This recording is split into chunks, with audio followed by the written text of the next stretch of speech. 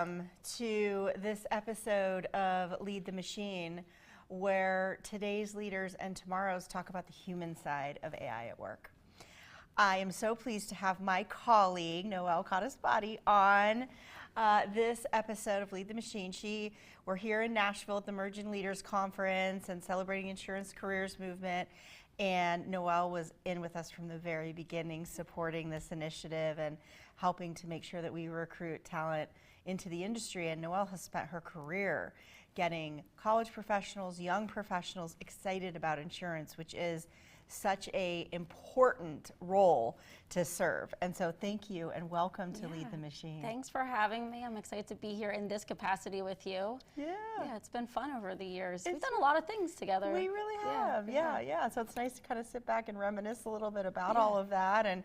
And boy, the 8th annual Emerging Leaders Conference, the 11th year of Insurance Careers Month. As we think about the human side of AI, and we think about what are young people doing in education, and how is the education system responding to AI, and first of all, how to use it in class without it called cheating.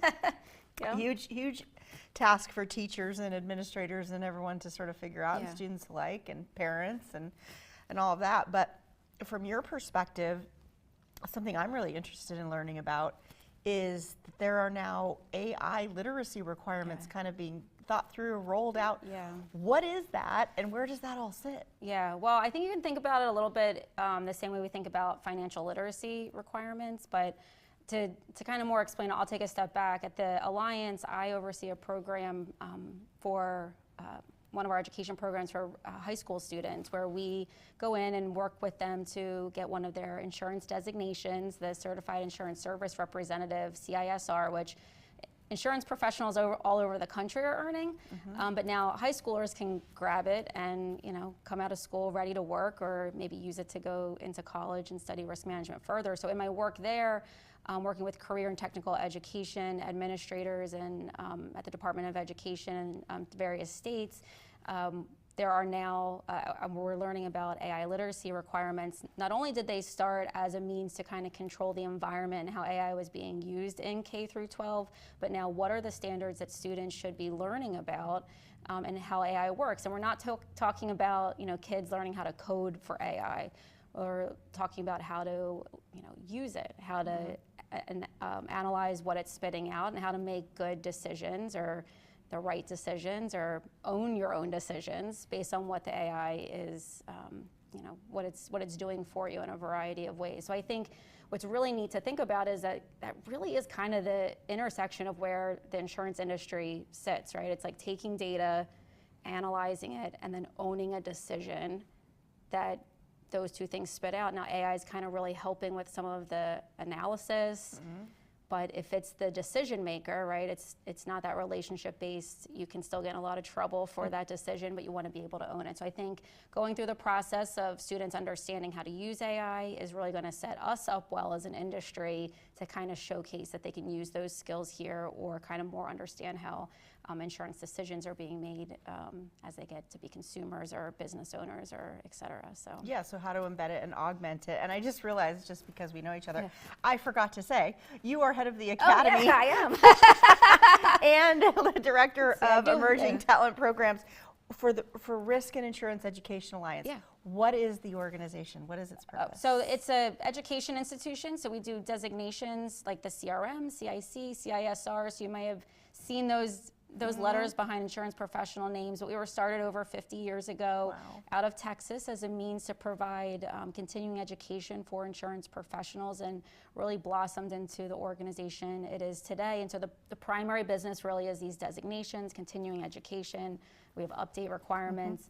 And a few years ago, they had this brilliant idea, that they're based in Texas, to support the financial pathway in their career and technical education programs. And there's an insurance operations course. So our CISR designation meets all of those requirements. So that's how it started. And while I do have lots of other responsibilities and things like that, it is certainly the one I'm most passionate about, given the work that I've been doing over the past decade and a half.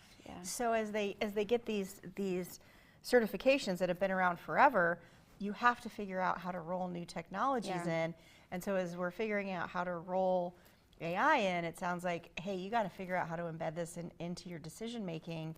How do you see that maybe impacting or changing at all the way that students might look at their own ways of coming to decisions, of having their own judgment, yet using this tool, which can feel like it Yeah. it can give you pretty good answers, but it's not really human. But It does feel like that, doesn't it? Yeah. It's a little tricky to figure out where you start, where it ends, where you pick back up. How do you think that's impacting how students think through their own, problem solving, judgment, decision making? Well, I don't think the challenge is unique to students, because I think sure. we have a workforce of insurance professionals, or just All people figuring in it out. general, right? Who, it's easy to take what AI gives you in whatever form or fashion you're using it in, and think that that's the answer. And so I think a lot of folks, at least myself included, were a little scared when folks who maybe didn't take time to analyze things in the past now had this AI tool, and it looked like they were maybe as smart or as hardworking. And I think AI really serves to accentuate those individuals who are taking the time to understand and learn, because they're using a tool and really emphasizing the decision and the people part of it. And I don't know, maybe I am getting older, and that's where it comes from, but I do think that tends to win out. And I think there are a lot of insurance professionals we've heard today at ELC. I'm sure you have on your podcast a lot, that human element's just not going to go away. It's not just in insurance, And but we shouldn't want other it to places. go away. No, we Yeah. cease to be human when we want that part to go away, right? There's a reason I called it lead the machine. Yeah. Don't let the machine lead you. Yeah. Right? We need to train it. We need to govern it. It is a tool. It is a thought partner. Yeah. It is not a replacement. And by the way, it doesn't make it differentiated. It doesn't make it Yeah. unique and authentic, and the things that humans bring to the table. So I think when people jump to that conclusion, maybe just take a beat. Yeah, exactly. and say, no, how do I sort of use this? How do you see it maybe impacting talent pipelines, the kinds of jobs that people are looking for, or maybe a traditional job that has some new skill sets included? Well, what we've seen so far is that we talked about this 400,000 number for so long. We did. Of people leaving the industry. Guess what? Yeah. It's still there. And Yeah. I don't like the number, but it's going to persist, because lots of things influence it, not just filling a role and then that, goes down to 399,999, right? I think what we're seeing, and I think the Department of Labor, the Bureau of Statistics would show, there's still that need, but the roles are changing, the need for the roles. So right now, underwriting and claims adjusting are projected to have a 14% decline in terms of need over the next couple of years. And I think that's because those jobs tend to be are more rapidly being impacted by AI tools. I think that's great in terms of the technology. But I do worry, because those are some of the most important roles, and where we as insurance professionals tend to learn the most about insurance when we first come in. Those are your entry-level roles. And so I am curious to see how that learning pans out over the next couple of years. But the job market has stayed the same. So what we're seeing the need is for folks who still have the analytics skill set, still need the folks who can understand AI or build the AI, and then cyber risk professionals. So the need for the talent is still there, just the roles are changing. Yeah. But I think in terms of high schoolers and college students, we're still teaching them the basics of insurance and risk management, and by all means, the basic risk management process is always going to be the core of everything that we do. Yep. But certainly encouraging students to get those other skill sets, which I think we've been doing for years. I think we're Excuse me. in a position that we can really modernize how we talk about insurance and risk management and what we do for the benefit of recruiting talent. But I also know through the work of Insurance Careers Month and this conference specifically, the rhetoric around how people feel about their jobs has changed drastically over the past 15 years. Talked about, while there might be a decline in entry-level roles for underwriting and claims adjusters, I can understand why that gives you a little bit of pause. that's the promise of insurance, right? The promise that insurance delivers is to be a safety net, and to be there in those times of need. And so if there's less entry-level roles for you to really learn the industry, learn the purpose of what you're doing there, that's a bit concerning.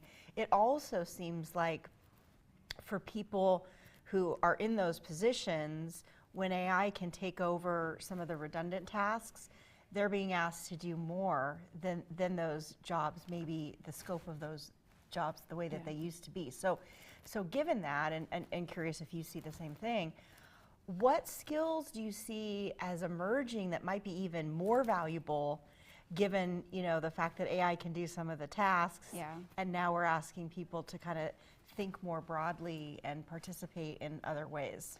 Yeah, well, I think some of the more soft skills are what are going to be critical, right? Strategic thinking, analysis, but some of it's the ability to say no to taking on more.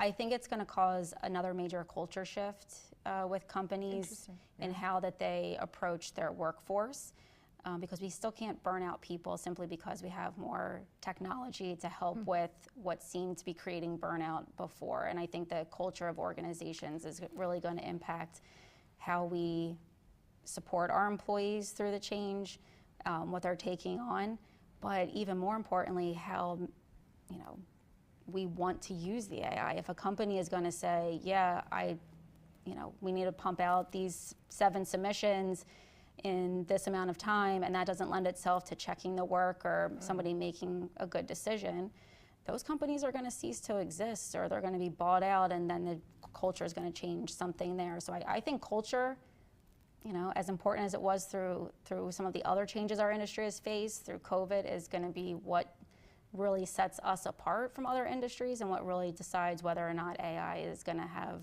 the impact that it could have on our industry. So leadership is wrapped up in what you just said, and I thought it was really interesting. So if people were already facing burnout and leaders are like, oh, well, since you don't have to do these 10 things, you can take on more. And maybe not realizing that people are already kind of maxed.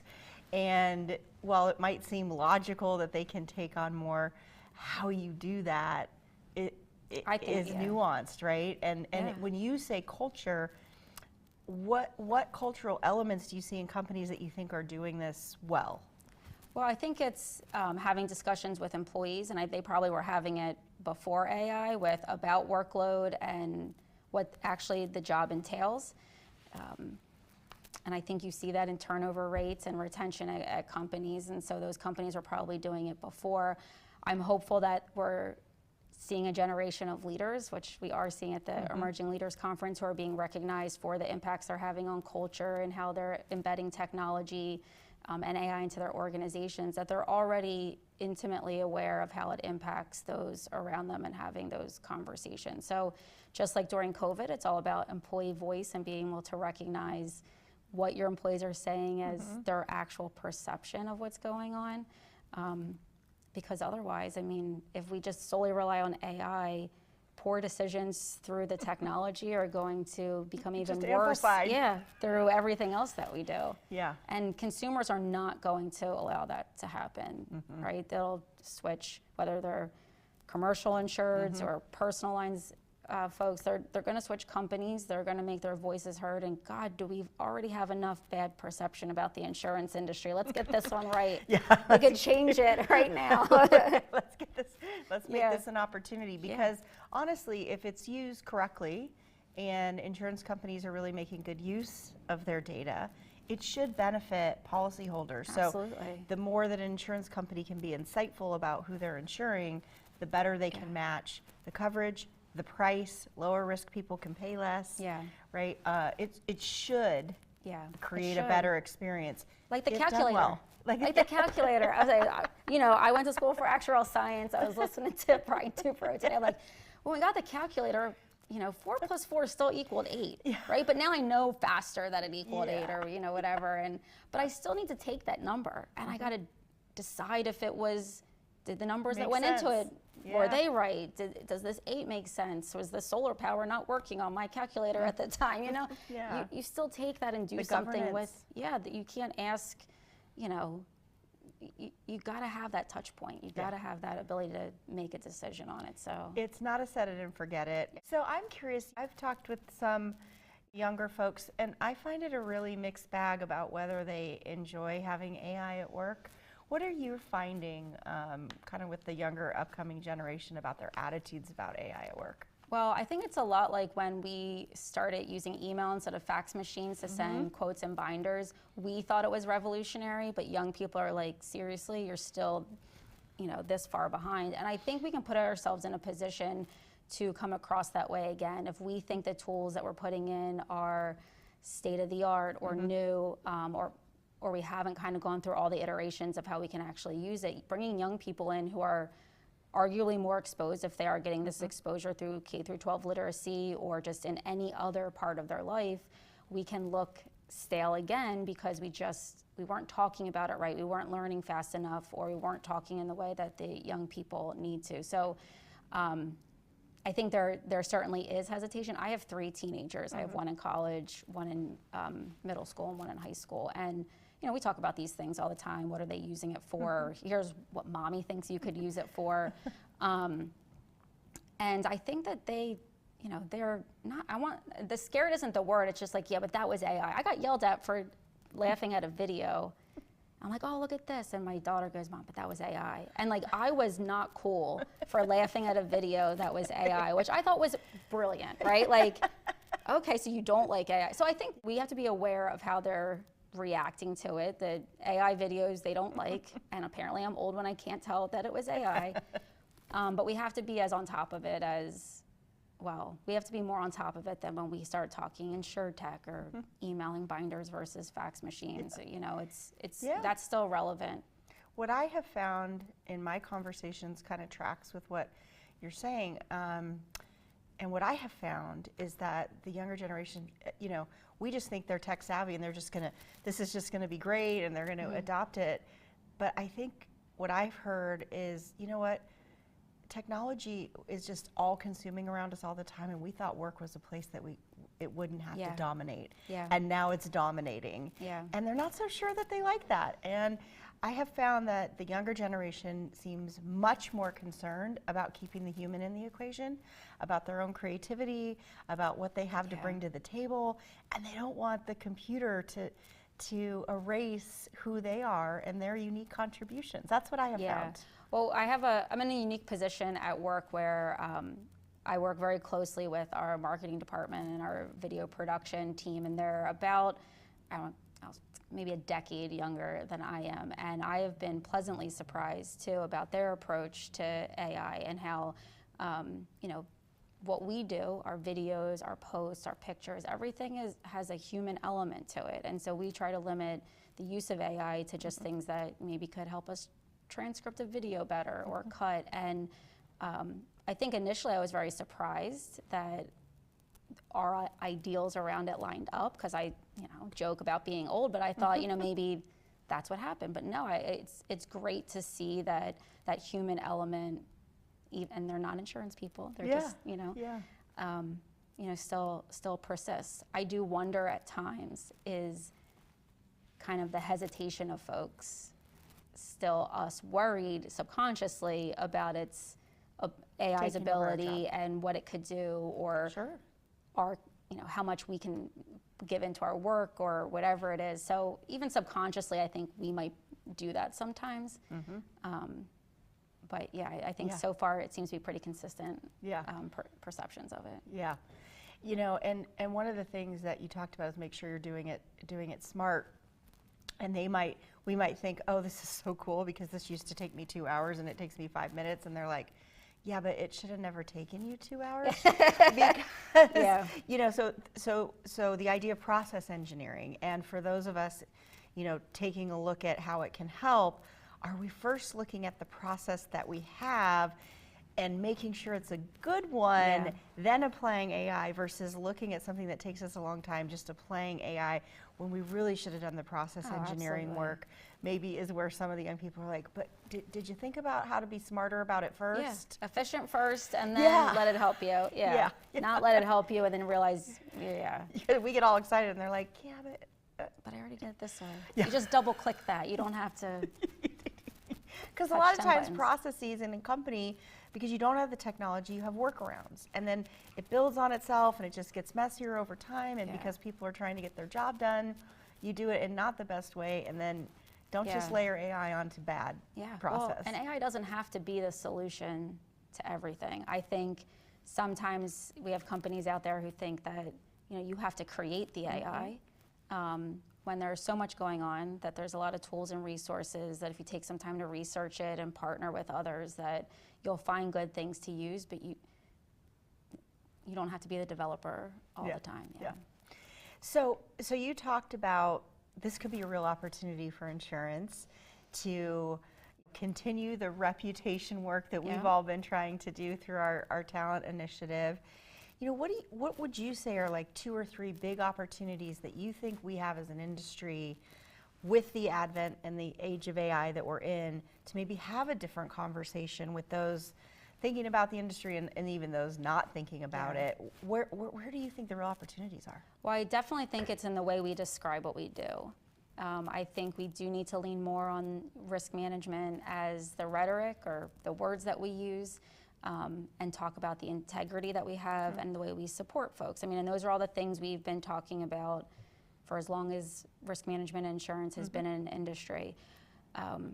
I think we've done a really great job of elevating and feeling good about those jobs, and the more we can do that, I think the AI conversation is just a natural one, and maybe, I don't know, maybe that's me being a little naive, but we can showcase what we do with AI. We can showcase our advances in technology. I think we have to be careful to not have that like grandpa complex where we're talking about it like we're fancier than we really are.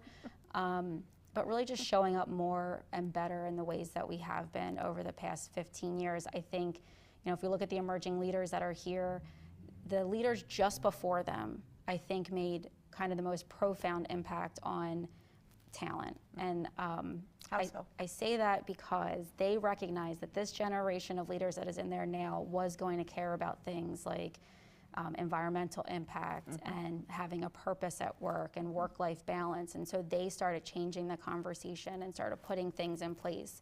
And so I think this group here, right, sees that more as a norm for our industry than anybody else before them, and will hopefully keep that momentum going. And I think AI and what we're doing and advancing there really fits into that discussion. And I hope to be sitting here maybe by holograph 10 years from now where, that's, no one even remembers, the folks in Yeah. those room remember the times of wearing suits to the office in the middle of the summer and working 7 to 7, like for no reason at all, faxing, 14 pages of a quote, so no, I think I'm really proud of the work that these emerging leaders have done.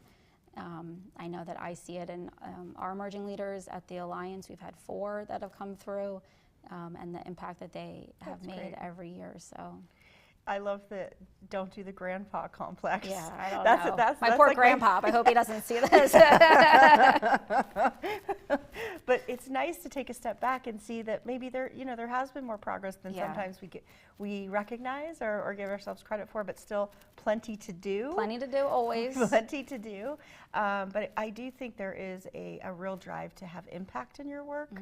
And there's, while we want to balance, there's also, I think, less of a division between here's who I am at work and here's who I am in my personal life. I think Yeah. it's, in a nice way, it's blended. I am who I am, Yep. and this is when I'm working, and this is when I'm doing, Yeah. personal things, but not so like distinct and like it's just, in a nice way. I think we're just more whole people. Yeah, And the for way that we sure. showed up, and I think that's kind of what some Yeah. of the younger generations They pushing want on. to, yeah. Yeah, like we can do this a different way. And I'm glad we have seen a shift in our industry, because I think those numbers from the Bureau of Labor Statistics would be far worse Yeah.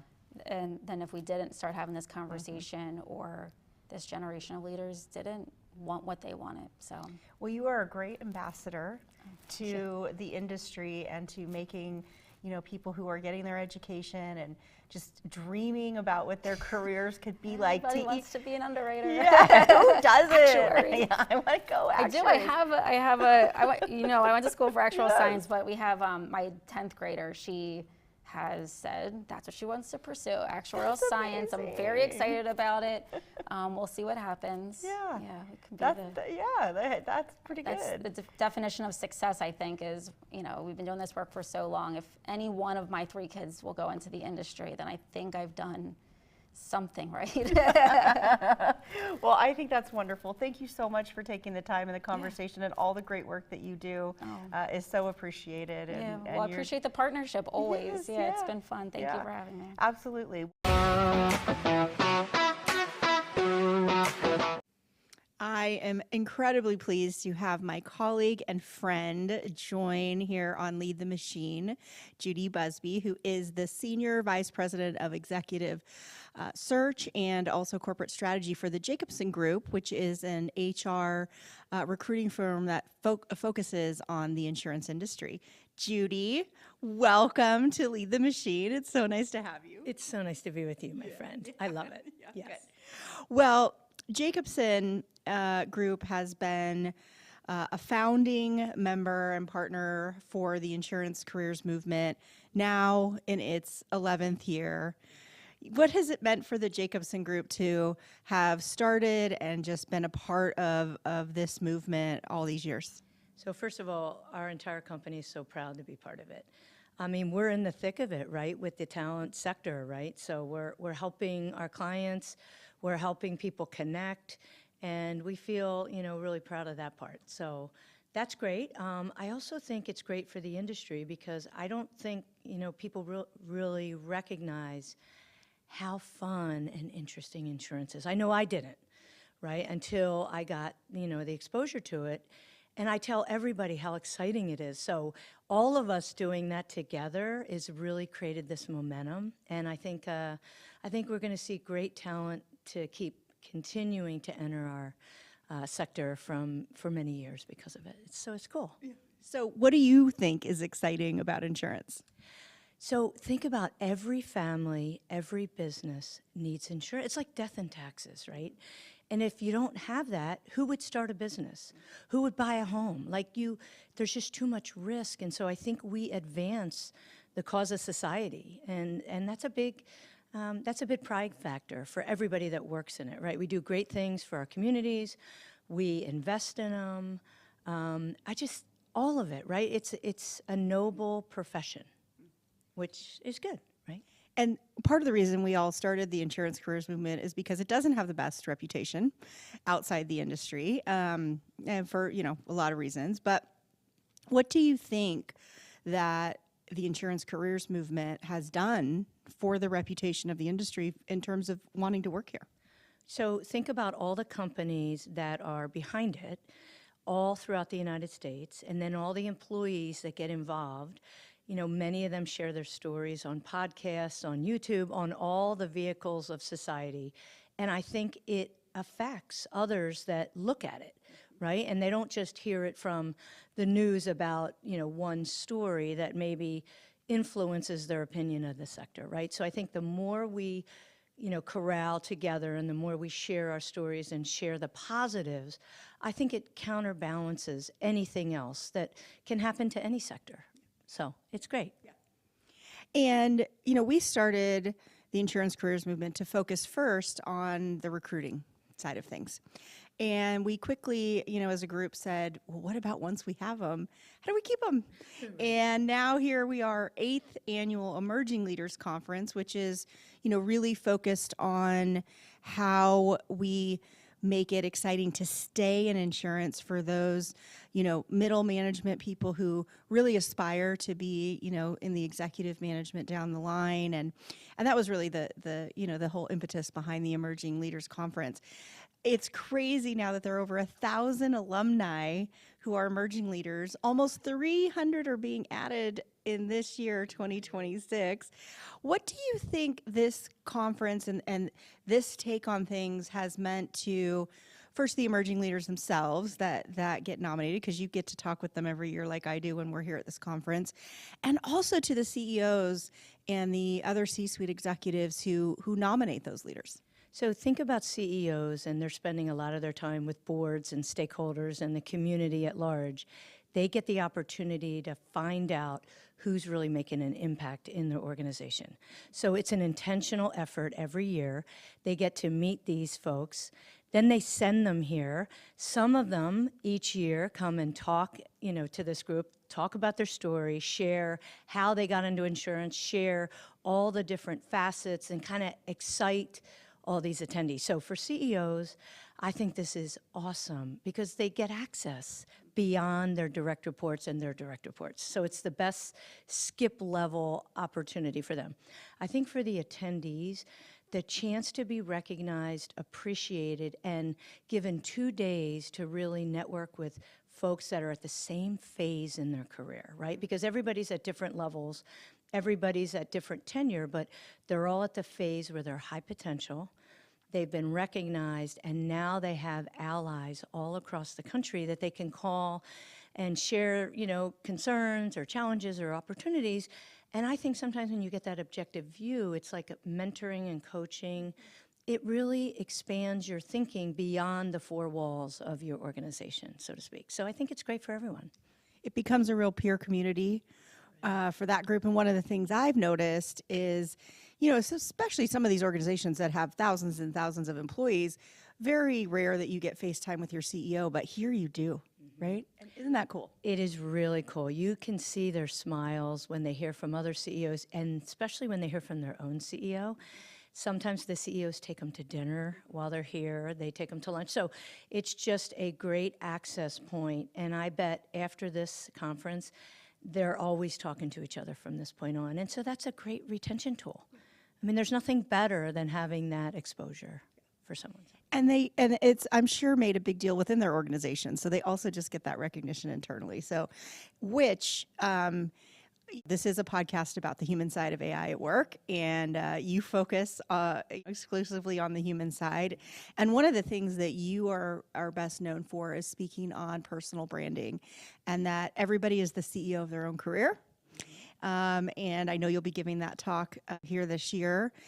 When we hear about AI and people go, like they do with a lot of tech transformations, to the my job is at risk. We just heard Amazon's laying off 16,000 people, crediting it to AI. Sometimes I think companies are doing layoffs and AI is a convenient reason. Sometimes it might be legit. It's hard to know. But nonetheless, bad news spreads fast, like wildfire. And so there's a lot of people that are worrying about that. So as you coach people on personal branding, in a major tech transformation, now AI, you've been through other ones like the internet and other big tech transformations, but how do you counsel people developing their own career when they're in the middle of something like the AI hype cycle, worried about their relevance? Again, if you're not able to convey your strengths in a way that others can think about how you could impact their organization and advance it, how can you possibly achieve your dreams and aspirations for you and your family, right? So I think a lot about how can they jump in, how can they learn as much as they can, and how do they embrace and use AI as it formulates within their company so that they can continue to be relevant. So things like emotional intelligence, things like critical thinking skills, right? These soft skills, empathy, I would say appreciation and caring about people they work with.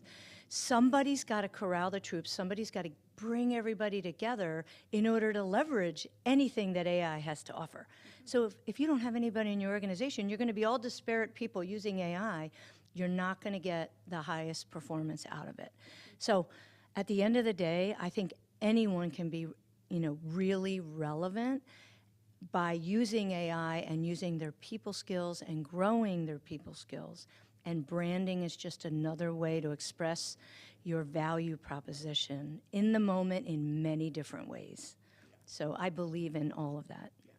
So it's always important to be able to tell your story, to be able to craft your personal value proposition to the organization, and even more so when you're looking at a new technology tool like AI that can do so much of the tasks for us, but it doesn't replace us.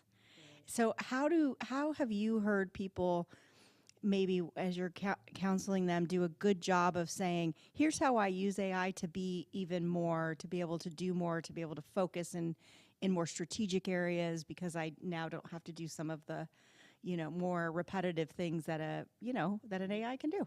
Yeah, so I think a lot about pushing work down and the task work off your plate and actually using that time for valuable things like strategy development, like development of your employees, development of your leaders, right? So at the end of the day, you can't let time get absorbed back and do nothing with it. And so those that do probably aren't going to achieve their aspirations. I think those that embrace that and really continue to think about, okay, what can we get rid of that doesn't really require our intellect? And then what can we add on to really advance the organization strategy? I think that can be very beneficial for your company, and you're going to just achieve whatever you want, and the company's going to be really thankful that you've embraced it. Yeah. So it's all good. And we're all learning it together, right? So your executives need as much help, as the rest of us in terms of learning at least this new wave of generative AI. Have you seen any changes in how insurers are hiring given AI?